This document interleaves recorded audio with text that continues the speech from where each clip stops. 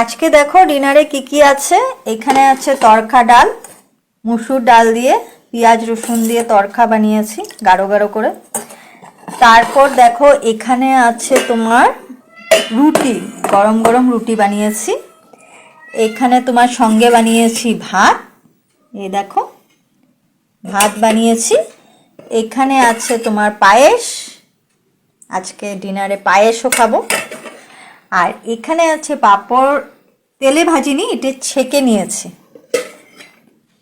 আর এখানে দেখো তোমার আছে গরম গরম খিচুড়ি, দেখো মুসুর ডালের খিচুড়ি রসুন পেঁয়াজ দিয়ে।